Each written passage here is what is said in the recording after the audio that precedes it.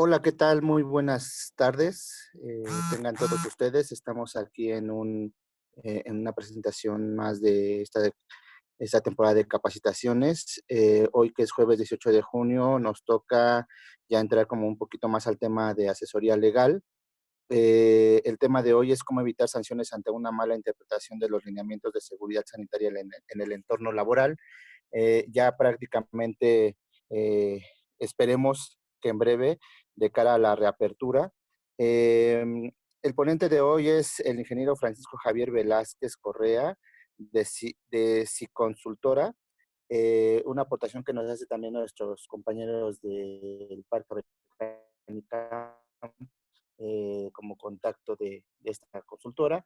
Y pues muchas gracias, Francisco, por tu tiempo, por explicar. Recordemos que vamos a estar transmitiendo también a través del Facebook Live de Teotihuacán en bici, y pueden mandar sus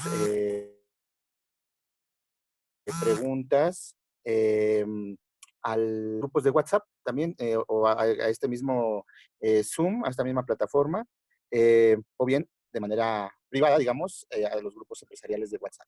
Pues bienvenidos, buenas tardes.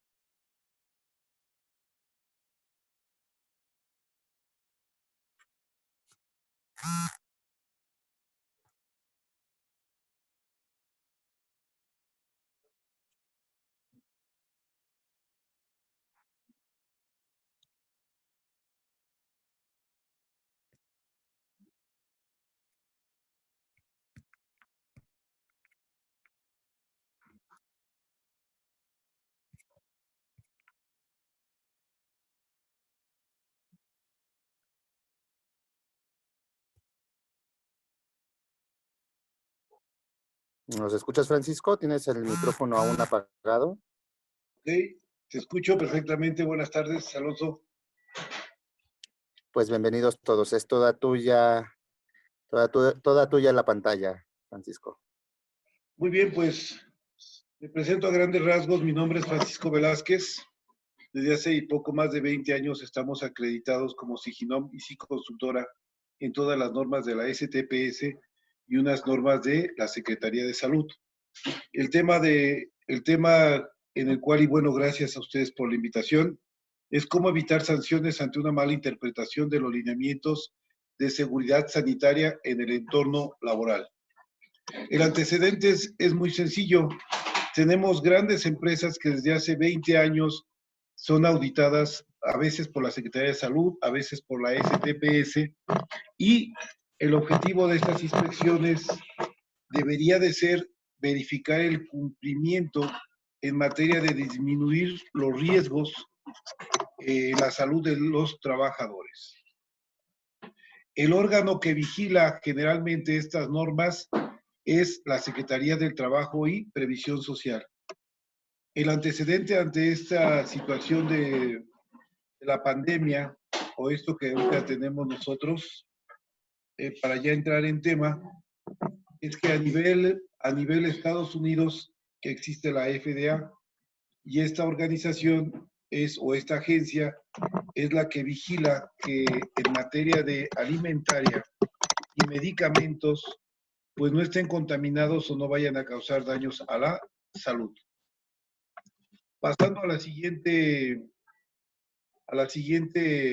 diapositiva, nos damos cuenta que hace algunos años se habla de los ataques de bioterrorismo. Todo esto a lo que quiero llegar es que es el contexto en el cual estamos ahorita inmersos. La parte más crítica del bioterrorismo, la cual ya me tocó atender en algunos casos alguna empresa, es el famoso Anthrax.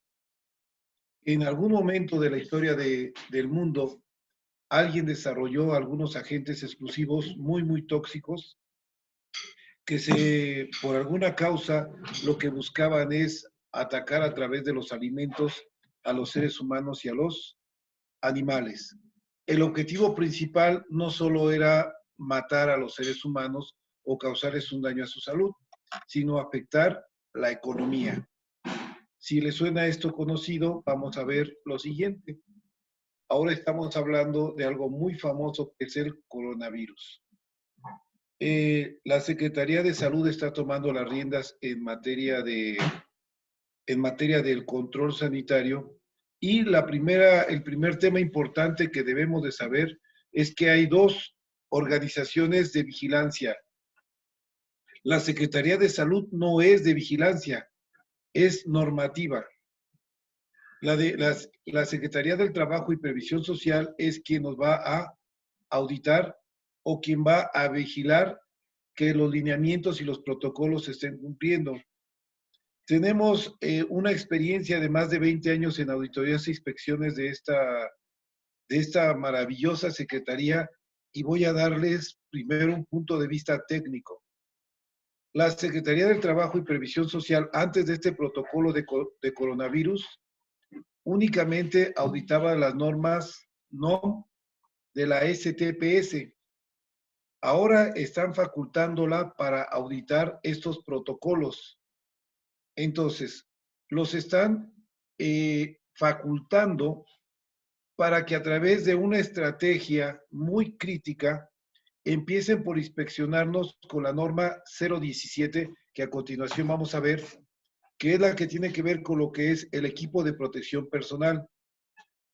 Hasta antes de esta pandemia, vigilaban que el equipo de protección personal fuera diseñado o desarrollado para disminuir los riesgos en el ambiente laboral derivado únicamente de la actividad laboral. Ahora estamos hablando de una actividad de un ente externo al ambiente laboral. En este caso es el famoso coronavirus. ¿Qué es lo que verificaban generalmente? Quiero poner un ejemplo.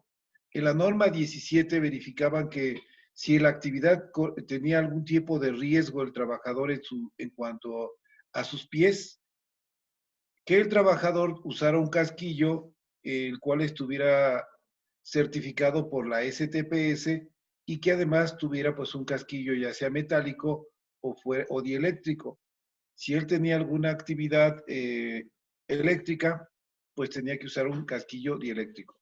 Que usara, por ejemplo, si había ruido en el ambiente laboral, usara tapones auditivos o sordinas y una serie de requisitos.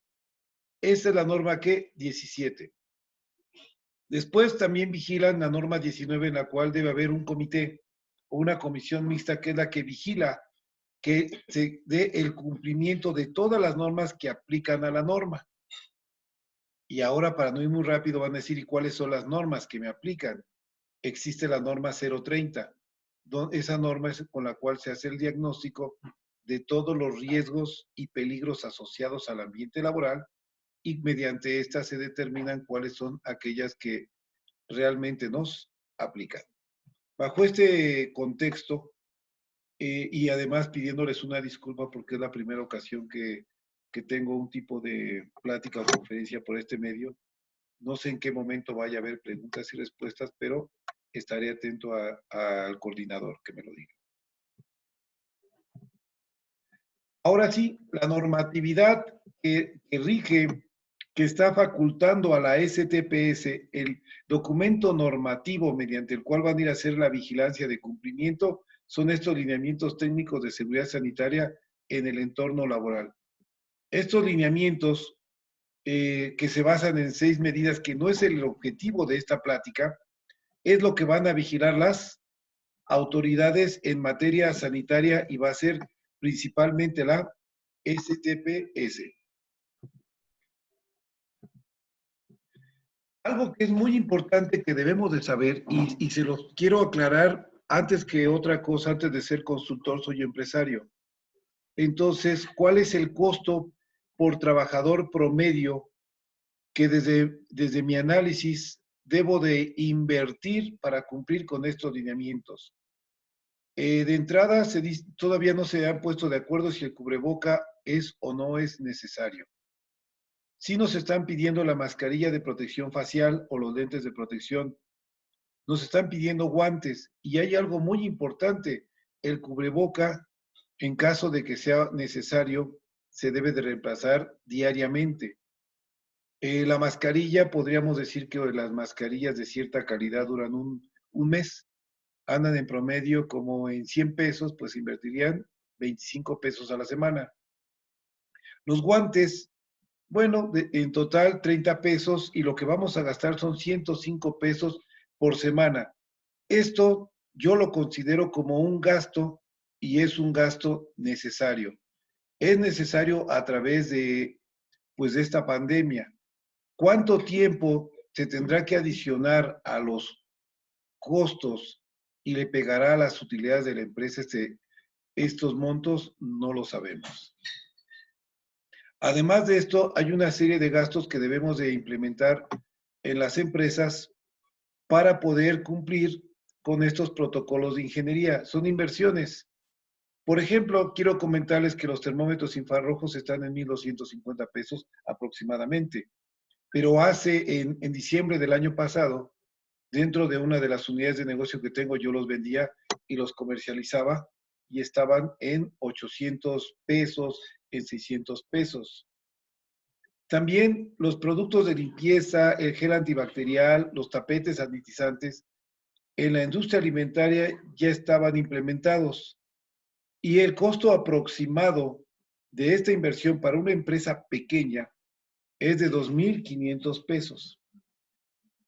Fíjense qué interesante, 2,540 pesos de inversión mínima para una empresa micro, más 105 pesos semanales por cada trabajador. Esto a lo que quiero llegar es que pues se está encareciendo todo y este es un tema que se arregla, yo lo digo, a billetazos.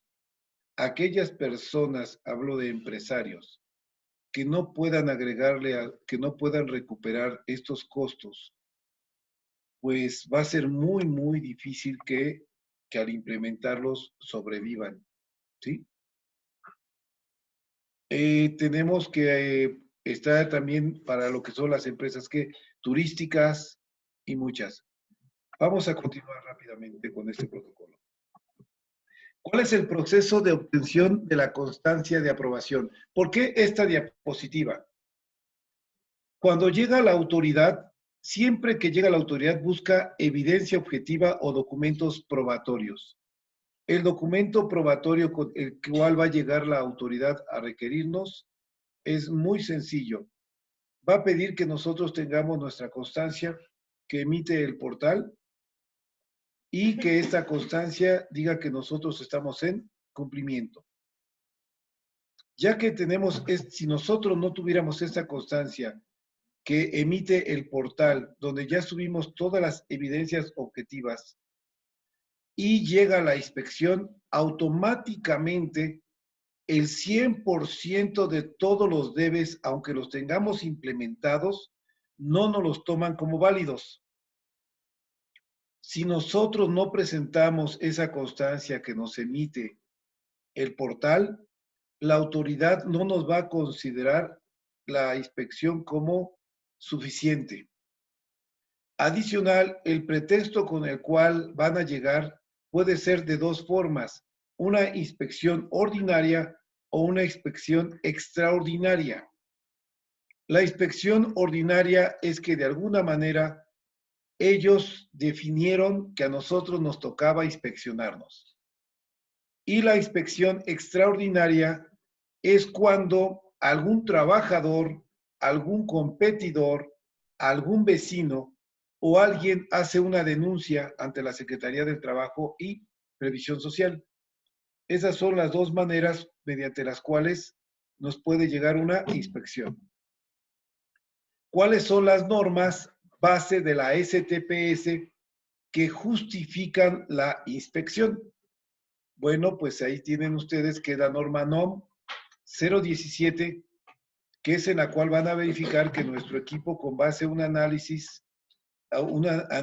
o un estudio, tengan el equipo de protección personal acorde a los riesgos asociados dentro de su ambiente laboral, de su actividad del trabajo, más aquellos que tienen que ver con la pandemia del COVID. Muy bien, ahora, también está la norma 019 y debe estar integrada una comisión, debe estar constituida una comisión de seguridad y higiene. debe haber un acta y debe información que ahorita voy a explicarles. La norma 30 es la norma en la cual se hace todo el análisis de los servicios preventivos y de seguridad y es la norma principal con la cual determinamos cuál de las otras normas nos aplican. Y ahora, hace muy poco tiempo, hasta antes de la pandemia, todos estamos preocupados por la norma 35, que era la que tenía que ver con los factores de riesgo psicosocial en el trabajo. Bueno, ¿qué sucede si llega el inspector en una auditoría extraordinaria y nosotros no tenemos esa constancia que emite el portal, que ya subimos la información? De entrada, el no tenerlo implica que nos van a poner el 100% de los hallazgos en incumplimiento. ¿Correcto? Entonces, es muy importante que nos registremos, que implementemos todos los protocolos y que obtengamos ese documento. Si como resultado de la inspección el auditor determina bajo su propia versión, su percepción y su palabra que cumplimos, pues nos entrega un documento, un acta de inspección en cumplimiento. Si él determina bajo su propio criterio, bajo su opinión y su percepción que algunos de los puntos nosotros no los cumplimos, nos deja un acta de inspección donde van a estar todos aquellos hallazgos que nosotros debemos de atender. Estos hallazgos se tiene una vez que nos deja el acta, se cuenta con 5 días hábiles para responder a la autoridad. Si nosotros no contestamos dentro de los 5 días, en ese momento nosotros automáticamente ya vamos a ser sancionados económicamente y también podemos ser clausurados. El inspector no puede clausurarnos a menos que considere una actividad de alto riesgo que de acuerdo a su percepción o a su idea ponga en riesgo la salud de un trabajador. Entonces es muy importante que sigamos estas recomendaciones de esta diapositiva y quedémonos con lo siguiente. Actualmente existe un documento en el cual facultan a la Secretaría del Trabajo y Previsión Social para clausurar. La Secretaría del Trabajo y Previsión Social nunca había estado autorizada para clausurar. Ahora ya está autorizada para clausurar y van a usar este pretexto para hacerlo. ¿Qué mejor pretexto que la norma COVID? Pero ahora lo más importante, nos van a fiscalizar a todos los empresarios. Entonces, mi recomendación aquí es, ¿qué debo hacer yo para evitar que me clausuren, ya sea mi hotel, mi empresa de la transformación? Primero que nada, obtener mi registro, empezar a implementar las medidas sanitarias con base a los protocolos, tomar las evidencias objetivas fotográficas y subirlas al portal, obtener mi constancia de que lo hice y ya esperar a que el auditor, bajo su propio criterio, bajo su propia percepción, nos dé una calificación. La buena noticia es que una vez que nos da la calificación, la cual va a ser seguramente negativa, en toda la experiencia que tengo de 20 años, el inspector no va con el fin de verificar que cumplas, va con el fin de verificar que no tengas algo para él buscar algún pretexto para un beneficio muy, muy particular. Muy bien, entonces, ahora él puede decidir en ese momento dar parte para que me clausuren. Esperemos que esto no sea así y continuamos. Vamos a iniciar y hago una pequeña pausa con la norma 17. La norma 17 es la norma en la cual se establecen los lineamientos para determinar el equipo de protección personal, selección, uso y manejo en los centros de trabajo. Van a pedir que le entreguemos un análisis de riesgos a los que están expuestos los trabajadores por cada puesto de trabajo. Esto quiero aclararles que no solo es para COVID. El inspector lleva como principal lineamiento la norma, lo de COVID, pero él va a ver todos los riesgos asociados de todos los procesos relacionados en su empresa. También una constancia o algún documento que al trabajador se le hizo o se le informó de los riesgos a los que estaba expuesto. Ahora vamos a hablar, me comentaban algo importante. ¿Qué sucede si ponemos como ejemplo un hotel? Muy bien, ¿cuáles son los riesgos asociados? Y hablaremos de las personas que realizan la limpieza de las habitaciones. Bueno, pues puede haber un riesgo en el cual ellos estén asociados a una caída. Para eso, dependiendo de las condiciones del inmueble, del piso, si es necesario, tendrían que usar un calzado, pues con una suela antiderrapante.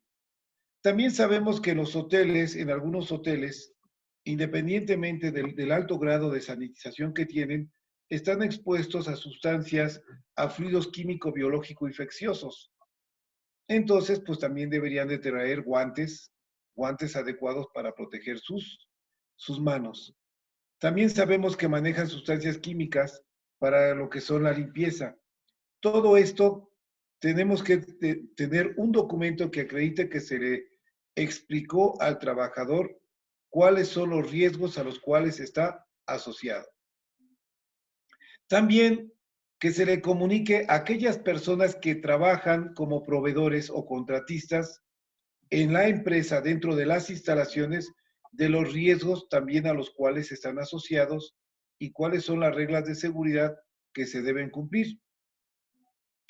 Adicional a esto, no solo basta con mostrar que se les comunicó con una lista de asistencia o un tríptico, sino también debemos de entregarles las constancias de habilidades laborales, que es una constancia, le llamamos DS3.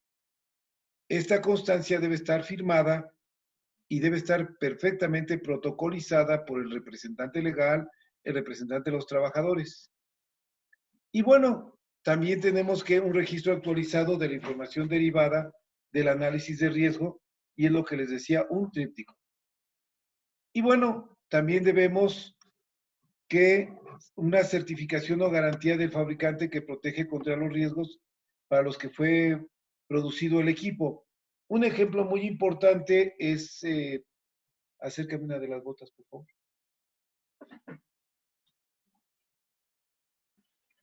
En este momento, los equipos de seguridad, y tengo aquí un ejemplo del calzado. El calzado que nosotros, por ejemplo, podemos proporcionar, no sé si alcanzan a percibir, tiene ahí la certificación de la norma NOM. El calzado de seguridad y los equipos de seguridad que nosotros damos deben de tener fichas o deben de tener alguna constancia de que son equipos certificados con una garantía del producto. Y esto también tenemos que hay cubrebocas, hay caretas, porque hay muchísimos productos de seguridad que, bueno, no están certificados o no están acreditados. Y bueno, ahora viene la parte más importante para los que me están escuchando después del análisis de riesgo. Deben de tener un registro en el cual ustedes demuestren, llámese lista de asistencia, que a cada uno de los trabajadores se les proporcionó y recibieron su equipo de seguridad personal. Si todos los anteriores puntos los llevan a cabo, pero no tienen una lista de asistencia, donde una lista de entrega, una carta de entrega, como ustedes le quieran llamar, donde el trabajador no firme y no deje en constancia que recibió sus equipos para su protección personal.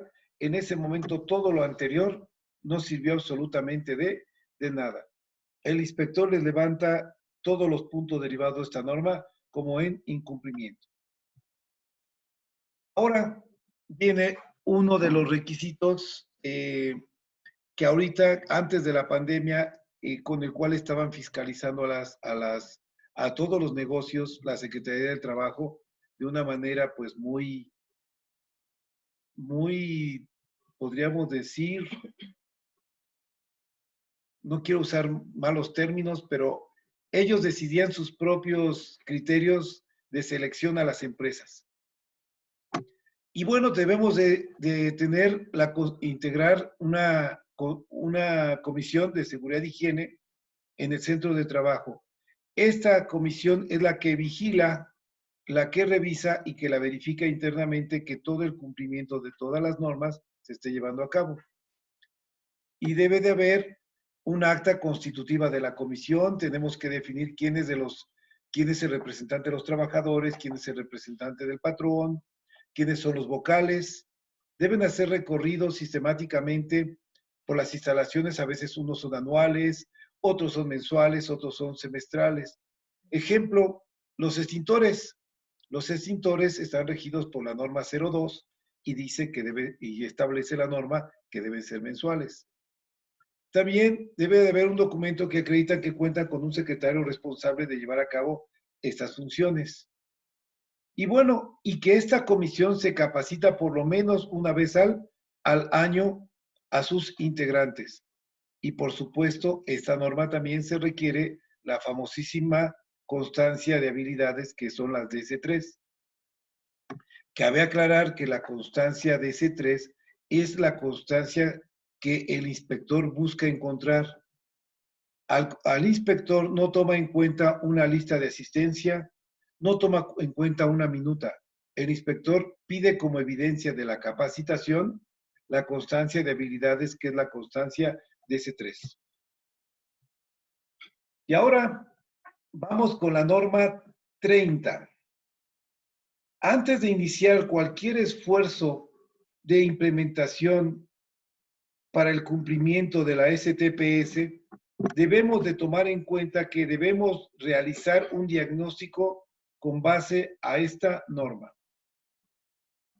Ese diagnóstico lo puede hacer la misma empresa o pueden contratar a un agente capacitador externo STPS como lo somos nosotros.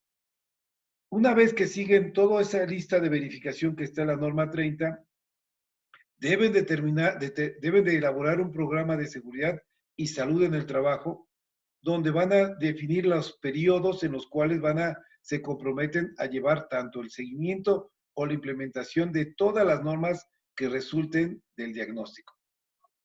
También la relación de las acciones correctivas y preventivas con las cuales van a atacar las incidencias ya identificadas o van a prevenir que se presenten algunas incidencias en materia laboral. Tienen que designar por parte del patrón quién va a ser su responsable de la seguridad y salud en el trabajo. También acreditar que se le comunica a la Comisión de Seguridad y Higiene y a todos los trabajadores el resultado del diagnóstico. Esto se hace mediante una lista de asistencia, pero también aprovechamos para hacerlo con una constancia que es una DS3.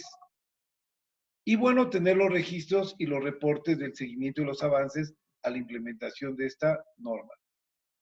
Y debe haber una acta del responsable de seguridad en el trabajo, así como evidencia del cumplimiento del famoso programa de seguridad, que es el punto número 2. Y ahora sí, tenemos la norma 035, ya que hay factores de riesgo psicosocial en el trabajo. Y esta norma es muy, muy importante y se ha discutido muchísimo porque el personal actualmente, aquellos que están retornando a sus actividades o que no han dejado de laborar, en su mayoría tienen riesgo, tienen miedo ante el riesgo y los peligros asociados. a esta pandemia, tienen altos niveles de estrés, tienen altos niveles de incertidumbre, a algunos se les está pagando la mitad, a algunos se les está pagando por horas. Todo esto debemos de hacer una identificación con base a los requisitos de la norma de cuáles son los riesgos a los cuales está sometido el personal de nuestra organización. Para esto, en esa norma existen una serie de cuestionarios y al final nos van dando unos valores. Hay que aplicar esos cuestionarios. También tenemos que como resultado de esos cuestionarios, ahora tenemos que tomar acciones para disminuir o minimizar los riesgos asociados a esos peligros. Y después de todo esto, algo muy importante, esta identificación y análisis se debe hacer cada 2 años. Ahorita lo que exige la autoridad, y vamos al debe de esto, es que exista el diagnóstico, que se hayan aplicado los cuestionarios y que exista una política en materia de factores de riesgo psicosocial para disminuirlo en la organización. Bueno, para cerrar con broche de oro, y no sé si entrar a lo que son preguntas y respuestas, ¿qué hacer cuando ya llegó el inspector? Vamos a hablar de un mito y algo que no se debe hacer. No podemos negarle el acceso al inspector. No importa que no tengamos nada en cumplimiento. Negarle el acceso al inspector automáticamente le faculta a él a hacer otra inspección o inclusive en caso de materia de COVID puede llamar a la autoridad, a la policía, a normatividad o a la policía para que le permitan hacer la inspección.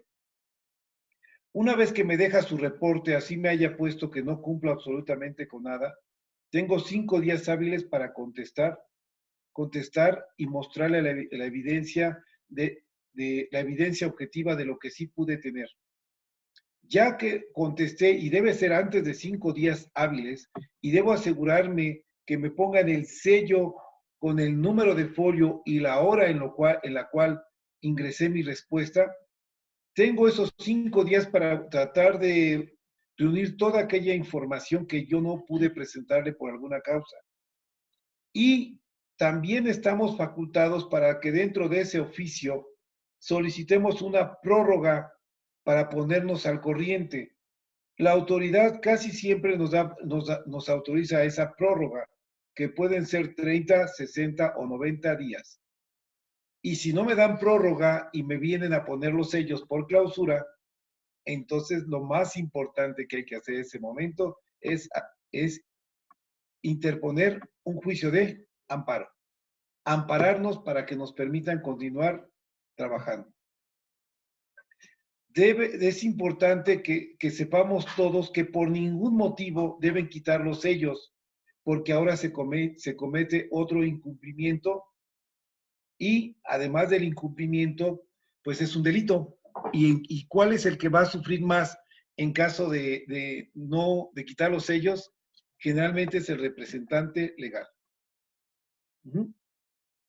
Y bueno, ingresar la información y esperar la respuesta por parte de la autoridad.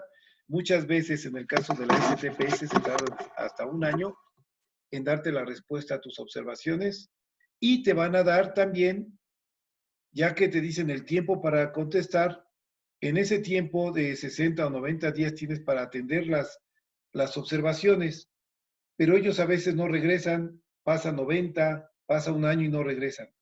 Pero tengan por seguro que así transcurre 1 año, van a regresar a verificar que las medidas extraordinarias se cumplieron. Y si no las cumplieron, el costo promedio, en mi experiencia, de mis clientes, que son más de 200, es de 16,000 pesos por cada hallazgo. ¿Y cómo la autoridad lo hace? Bueno, pues notifica al SAT y el SAT nos aplica un crédito fiscal. Pues aquí termina la presentación. No sé si procedemos a la parte de preguntas y respuestas. Es como les dije la primera vez que estoy en esto, entonces estoy atento a lo que me indiquen.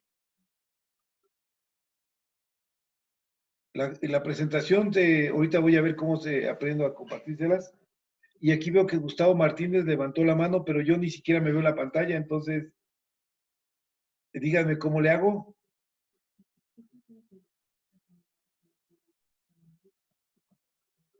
Ok, ¿qué sucede cuando aquí tengo una pregunta? ¿Podrías decirle en voz alta?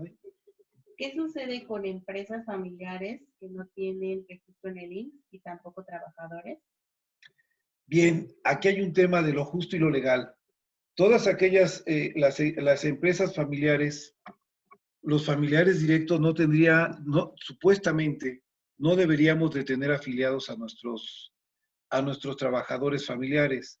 Pero ¿qué sucede si un familiar trabajador sufre un accidente en el ambiente laboral y vamos a pensar que su esposa o alguien de ese familiar directo acude al IMSS o llevan al IMSS a este trabajador? En ese momento nosotros estamos cometiendo una falta muy, muy grave y entonces va a haber sanciones muy fuertes. Las empresas que no tienen trabajadores dados de alta al IMSS y no los tienen dados, no están regularizadas, ¿tienen la obligación legal de cumplirlos? Sí. ¿Existe algún mecanismo para poderlos afectar? No. No pueden, el de la STPS para empezar no te puede ir a vigilar, porque la STPS utiliza como base al IMSS. Y entonces, pues si no tienes trabajadores dados de alta al IMSS y te llega la STPS, simplemente estás en tu derecho de decirle que no recibirlo, no atenderlo. ¿Qué sucede si llega al IMSS? Y le pregunta a algunos de tus familiares que si son tus empleados. Pues tus familiares deben decir perfectamente que no son tus empleados, que son tus familiares, porque con uno que diga que son tus empleados, entonces van a tomar los datos y van a intentar fiscalizar y afectar al dueño del restaurante, de la fondita. No sé si expliqué correctamente esto.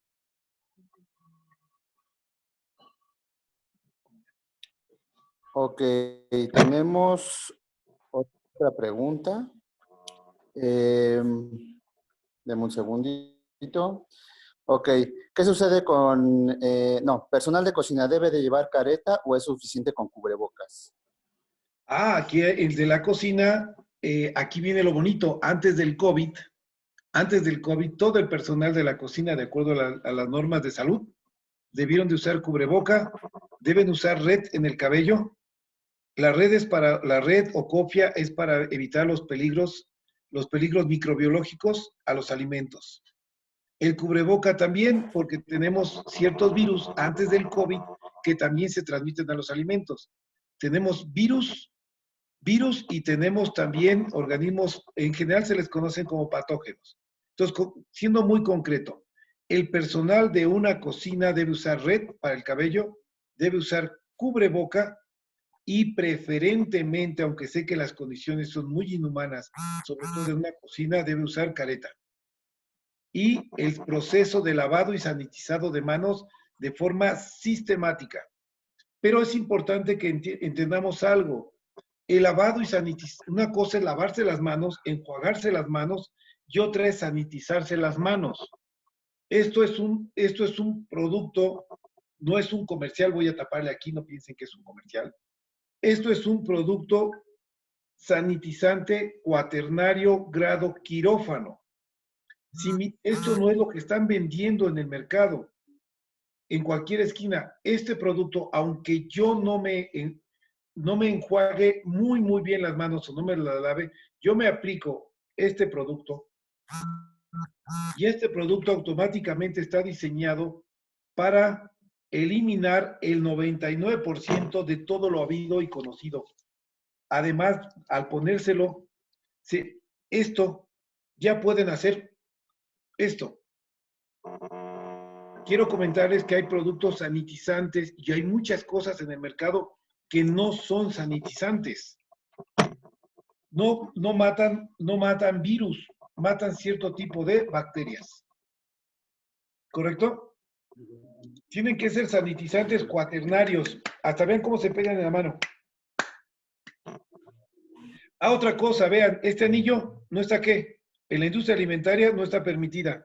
En la cocina no deben traer anillos, no deben traer aretes, no deben traer aretes, no deben traer relojes y deben de traer su protección de su copia y su cubrebocas. Ok. Dice aquí, en una microempresa de 10 trabajadores también se debe de estar registrada el acta. Siempre. Así sean 2 trabajadores, llega el inspector, porque si, vamos a suponer que tienes 2 trabajadores y con 2 trabajadores y llega el inspector y no muestras que tienes constituida tu comisión con la norma 19, bueno, ¿qué te puedo decir? La multa son casi como 100,000 pesos. Lo bueno es que en 5 días nosotros les ayudamos a cumplir. Eso sí quiero aclararlo y no es un comercialote. Nosotros somos una empresa preventiva, pero el 90% de nuestros clientes han sido porque fueron inspeccionados y solamente tenemos 5 días para demostrar el cumplimiento para minimizar la posibilidad de que sean penalizados. Sí se puede hacer. Ok. Hay otra pregunta más. Se ha dicho en las pláticas con Secretaría de Turismo y Secretaría del Trabajo que no se procederá a la clausura. ¿Qué opina de este compromiso? Depende totalmente de la percepción del auditor y la clausura nos va a afectar a todos. Ellos están facultados para clausurar. Allí aparece, tienes el dato, aparece en la presentación cómo está facultada para clausurar. Ok. Así es. Vamos con una que tenemos en el chat. En los lineamientos que publicó el gobierno federal dice que las microempresas, menos de 10 empleados, no debe tener el registro y la autorización del IMSS. ¿Es cierto? No, el IMSS es el IMSS. Si se refiere al IMSS en el protocolo o se refiere al registro patronal. Ok, a ver si nos puede, Norma, a detallar así como la duda respecto al registro. Si es el registro, pues el IMSS efectivamente es como aparte, ¿no? Tú te das en el IMSS y ya tienes un alta patronal, etcétera. Okay. Dice, si mi De empresa... entrada, escucho, perdón. Adelante, no, si va a responder o Sí, a ampliar la le respuesta. comento, todas las empresas, todos los empresarios sabemos que debemos de tener, si sea un solo trabajador, lo debemos de tener dado de alta al IMSS. Uh-huh. Las empresas familiares, por lo que quieran y manden de alguna manera, han ido omitiendo esto. Pero bueno, ahora, las empresas con menos de 10 trabajadores deben obtener su registro y su constancia ante el IMSS. No es obligatorio, pero sí lo recomiendo. Sí lo recomiendo ampliamente. Ok. Si mi empresa es familiar y todos estamos afiliados a las Fuerzas Armadas, ¿es obligatorio registrarnos al Seguro Social? No, porque ustedes, lo que es las fuerzas, lo que entiendo es que tienen familiares que trabajan en las Fuerzas Armadas y por lo tanto ellos están afiliados porque son derechohabientes de la Sedena, ¿correcto? Ellos Según, si son derechohabientes de la Sedena, eso no tiene nada que ver con el tema del ser trabajador de una empresa o de un negocio familiar con temas de COVID. El tema de afiliación es indirecto. En otras palabras, yo soy un capitán y tengo un negocio, entonces yo tengo la seguridad social por la Sedena, pero en mi negocio yo puedo ser el patrón o puedo ser un trabajador en mis ratos libres. Entonces, no sé si me vuelvas a hacer la pregunta para darte una respuesta muy contundente. aquí dice, si mi empresa es familiar y todos estamos afiliados en las Fuerzas Armadas, ¿es obligatorio registrarnos al Seguro Social? Correcto, porque solamente están afiliados, pero no sé si están afiliados como funcionarios de la Sedena o son beneficiarios porque están Ok. afiliados por ejemplo, su papá, en el caso de que sean menores de edad, o por ejemplo, su esposa. Aquí esa pregunta fue un poquito ambigua. Lo que yo entendí es esto. Recibo el servicio de salud por parte de la Sedena porque me tiene afiliado un familiar directo. No sé si ese es el caso, ¿verdad?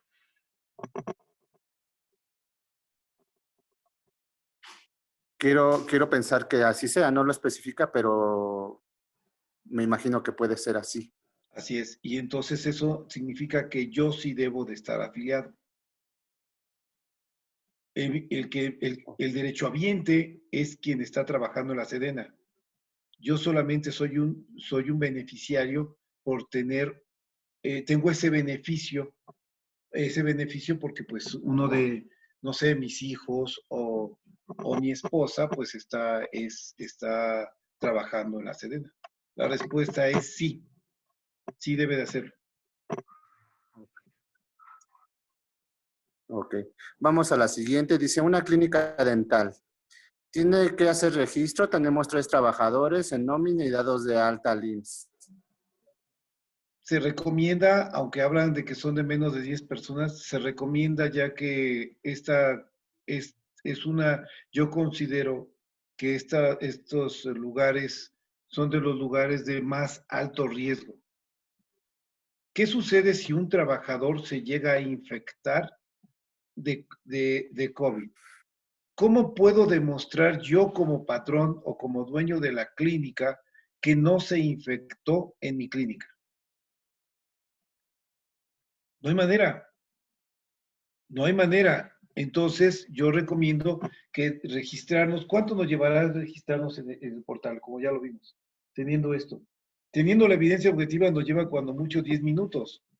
Implementar las medidas no es complicado. O sea, yo recomiendo eh, ampliamente registrarnos en el portal para quitarnos de problemas.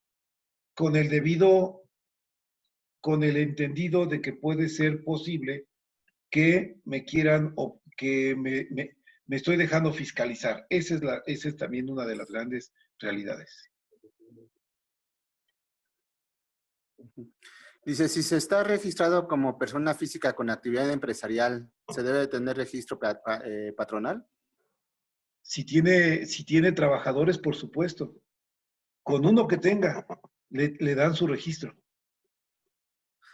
Lo voy a enlazar con una pregunta que está más abajo. Dice justo, con actividad empresarial y no tengo empleados registrados porque se contratan por día o por honorarios. ¿Cuáles son las normas que tengo que cumplir? Pues ahí, pues como ellos no son sus empleados, no tiene legalmente un riesgo. El tema ahí es que él debería de tener implementadas muchas acciones, pues para garantizar que estas personas que subcontratan podamos garantizarles de alguna manera su salud. No está obligado, pero sí debería de tenerlo. Ok. Se hablaba de un permiso de funcionamiento del IMSS para la reactivación. ¿No aplica para empresas pequeñas? No, no, de hecho, nada más que tengamos que hablemos en el caso del municipio. Son los municipios los que están ahorita dando la vigilancia y con base al semáforo me están diciendo si puedo o no puedo. Entonces, lo más recomendable es acudir a normatividad del municipal y decirle que si ya puedo iniciar operaciones o los horarios en los cuales y los días me están dejando operar. Ahora, tengo una duda después de este comentario. En el caso entonces de los ayuntamientos, ¿bajo qué criterio se va a estar? ¿O hay alguna regla o también es de acuerdo a la percepción de las direcciones de desarrollo económico o en algún caso de turismo, el que vaya a darse este término de reapertura o bastaría con los protocolos que estamos implementando en el destino y por empresa? Bueno, les comento que a nivel el municipio es quien está vigilando principalmente el cumplimiento de la sana distancia y todo esto. Ellos emiten a través de Cabildo y a través de sus propios, sí, de acuerdos de Cabildo, los lineamientos. No es lo mismo el municipio de Atizapán que el de Tepoztlán. En unos municipios fueron más severos o mejor implementados que en otros. ¿Cuál es el órgano de vigilancia actualmente el que más está verificando la sana distancia y la operatividad de los negocios? A través de la policía municipal, los municipios.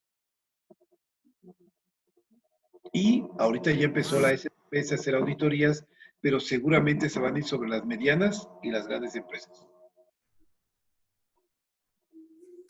Ok, hay una duda. ¿El COVID será considerado como accidente laboral para el cálculo de la prima? Están planeándolo, espero en mi Dios que no lo hagan. ¿Por qué? Porque va a ser muy complicado, lo quieren considerar, lo propusieron para que sea considerado como riesgo laboral. El gran tema es que si lo llegaran a aprobar no debemos de preocuparnos, porque va a ser muy difícil que nos demuestren que el contagio o la enfermedad fue en el ambiente laboral. Si lo llegaran a autorizar, podemos defendernos en un 99%. No hay manera de demostrar que fue en el ambiente laboral a través de la relación o de la interacción para la mayoría de los giros. Pero como todo, hay mucha simulación y habrá trabajadores que quieran simular y bueno, pues entonces va a haber por ahí grandes litigios. Me imagino, y esto es como comentario al pie, que igual y podremos, digamos, apelar a la implementación de nuestros protocolos internos, a nuestros riesgos a nuestro plan de riesgos laborales y por empresa o por destino, para poder, pues, como dice, ayudar a la defensoría por este tipo de simulaciones, ¿no? Sí, porque un trabajador está en su derecho de primero de mandarme quejarse ante la STPS y eso va a implicar que me van a mandar una inspección extraordinaria. Entonces yo siempre he pensado que, ¿por qué no prepararnos? Vamos a implementar estas normas y con base a nuestros presupuestos hacer un programa de implementación de las medidas. Ante las normas de la STPS teníamos cierto tiempo, pero ahorita COVID, voy a poner solamente un ejemplo. Un tapete sanitario con el químico sanitizante adecuado, bajo un esquema normal, está costando 400 pesos. Pero hay tapetes que te cuestan 2,000, 3,000, ¿correcto? Bueno, esa es una de las medidas. La sana distancia. Tengo forma de poner marcas para la sana distancia, con eso me quito de muchos problemas. Pero si no tengo la manera de demostrar, de poder cumplir con la sana distancia, entonces tengo que darles mascarilla, probablemente cubrebocas, debo de darles guantes, debo de que la distancia de 1.5 metros, muchísimas cosas. Ok, pregunta Claudia Inclán, ¿el acta es simple o notarial? ¿Hay algún formato del acta? Es un acta, sí, tenemos el formato, el acta es un acta interna y inclusive está en la norma, los requisitos van a la norma directamente y allí está el formato. Nada más lo tienen que protocolizar. Copian y pegan lo que está ahí porque no están en editables. ¿Sí? Lo copian y lo pegan y nombran a su representante de los trabajadores y al representante del patrón, los vocales, lo firman y ya está protocolizado. Muy bien. Dice, bueno, es un comentario, dice, es muy desmotivante toda esta presión cuando la situación económica está en alto riesgo y sí, sí es efectivamente un tanto desmotivantes, pero sin embargo, creo que si nos ponemos a trabajar aprovechando este momento de paro en el tema de gestión de nuestros planes de operatividad y de nuestros protocolos de sanitización y de operaciones post-COVID. Creo que eso nos va a ayudar mucho, ¿o no, Francisco? Pues Correcto, y sobre todo tratar de capitalizarnos, ¿no? Debemos de tratar de capitalizarnos, porque imagínense ahorita no solo cubrir la nómina, ¿no? Para empezar, los clientes no están aperturando. Hay muchos compromisos económicos y lo que deberíamos de hacer es prepararnos de una manera muy inteligente para sobrevivir. Un tema muy, muy complicado es, ¿qué hago con mi plantilla laboral?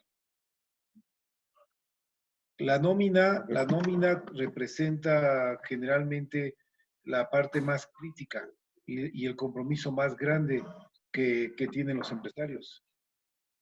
Agréguele el costo ahora para las cosas COVID, los costos de capacitación, los costos de asesoría, la incertidumbre de si vamos a poder vender o a sobrevivir o no. Pero soy de la idea de que debemos de implementarlo bajo nuestros propios recursos, porque en precios ahora es una moda. Hay cubrebocas en cualquier esquina y hay cubrebocas hasta de 2 pesos, 1 peso. En el entendido de que los cubrebocas no realmente los que están en el mercado, excepto por ahí 2 marcas, no tienen la función, no cumplen con la función para la cual se pretende detener al COVID. Pero llega el inspector y te ve con un cubreboca, ya que ya tienes la evidencia de que cumpliste. Eso es lo que no deberíamos hacer, actos de simulación, ¿verdad? Mascarillas hay de 25 pesos.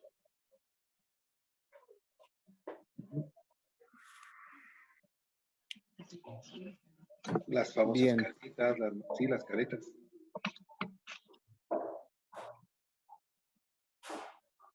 Claro. Bueno, pues creo que ya no hay ningún otro comentario. Déjenme dar una revisada última. A ver, dice, por uno de los grupos de WhatsApp, dice, para los negocios pequeños que no están fiscalizados y no tienen seguro, ¿cuál sería el primer paso? Híjole, yo no lo dije, ¿no? El primer paso es saber si te conviene fiscalizarte o no. Sí, por ejemplo, hay personas que tus trabajadores son personas muy volátiles, que trabajas por evento. De acuerdo a la ley, y como tiene que ser, tú los deberías de dar de alta al Seguro Social, porque se presume la relación laboral. Pero ¿qué sucede en el tema de muchos negocios pequeños en nuestro país? Yo digo que la mayoría, pues al momento de fiscalizarlos no van a poder no van a poder cubrir las cargas obrero-patronales que se requieren, ¿no? ¿Cuál es el costo promedio de dar de alta a un trabajador al Seguro Social? ¿Cuál es el costo que representa para los impuestos? Todo esto. Va a ser muy complicado llevar a la formalidad a ese gran porcentaje de negocios.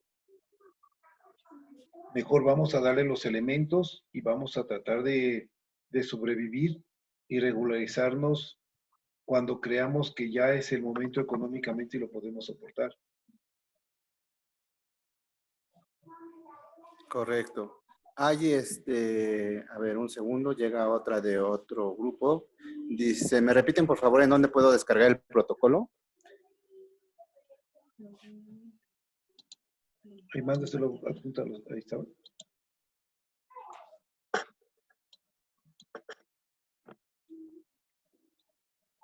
¿Sí me escuché? Aquí están, sí, aquí están. Ah, ok. Ahí está la liga en esa imagen. Ok, esta presentación de cualquier manera va a estar disponible en la página de las repeticiones de Teotihuacán en bici. Ya las van a... para que la tengamos todos a la mano. Faltó ahí el correo electrónico. Cualquier duda, por favor pueden escribir al correo electrónico. Se los puedo decir, es francisco.velázquez. No sé si Alonso lo puedas compartir el correo. Desde luego, mándanoslo y en un momento lo ponemos aquí. Sí, podrías mandarlo ahí. Y también a la gerente de la empresa, que es la ingeniero Anaí, Ustedes vamos a mandar los dos porque los dos andamos casi siempre en estos temas en las empresas. De hecho, ya tienes en tu pantalla, ya tenemos en la pantalla tus datos, ¿no? Sí. Son esos. ¿Cómo están ahí? Sí, aquí están los datos pero faltaba el correo electrónico. Y Se escribe en el chat. bueno, si no hay alguna otra pregunta, yo creo que más bien sí va a haber muchas preguntas. Pero ya será cuestión de también enfocarlas hacia pues hacia la realidad de cada una de las empresas, porque también eso es algo bien cierto. Cada una de nuestras empresas tiene ciertos parámetros, ciertas operatividades, entonces creo que por ahí va a ser mucho el ir detallando, ¿correcto? Sí, y recuerden cualquier duda que tengan sobre la parte de cumplimiento legal en materia de la STPS, por favor háganos una consulta y sobre todo si ya llegó el inspector. No reciban por favor al inspector, no le nieguen el acceso. Lo que sí pueden decirle a todo es que no, que no, que no, que no, que no, que no lo tienen, ¿me explico? Pero recibirlo tienen que hacerlo. Y después de eso les va a dejar un acta. Y bueno, estamos a sus órdenes. Cuando les deje el acta, nosotros siempre entregamos una carta de confidencialidad y nos pueden encontrar en nuestros acreditamientos en la página de la STPS, de Protección Civil, y estamos pues, para apoyarles, ¿no? Muchísimas gracias, sí. Es como una parte de nuestras prestaciones de asociación, en el caso de Prestur, tener cierto acercamiento con proveedores, en este caso también de servicios. Elegantemente le llamamos al regateo compras consolidadas. Así es que, si nos lo permites también, Francisco, hablaremos al respecto para cualquier duda o armar algún posible paquete de solución de dudas básicas entre las empresas turísticas que estamos aquí reunidas o las de nuestros grupos empresariales.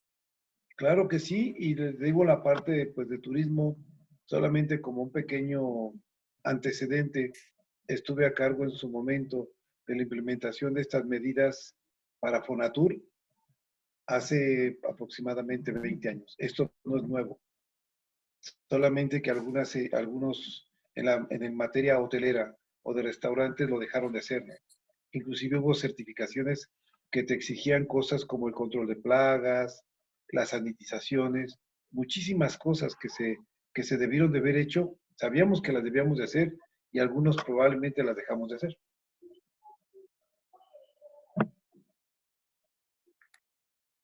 Es correcto. Bueno, pues agradecemos el tiempo de todos, para quienes se conectaron por Zoom, quienes nos siguieron por el Facebook o a través de los grupos de WhatsApp. Te agradecemos infinitamente, Francisco, todo el tiempo que nos has dado y, bueno, la disposición que vas a tener para atender ciertas dudas en lo posterior. Y, bueno, pues recordamos el día de mañana también a la misma hora. Tenemos otra capacitación en torno a los temas legales para prevenir, digamos, malos ratos durante el periodo de reapertura. El tema de mañana es COVID-19, el marco legal de la reapertura en la industria turística. Los esperamos el día de mañana por este mismo link, si ya se hicieron su registro, sino a través de la página de Teotihuacán en bici, ahí pueden hacer su registro. Muchísimas gracias a todos. Gracias.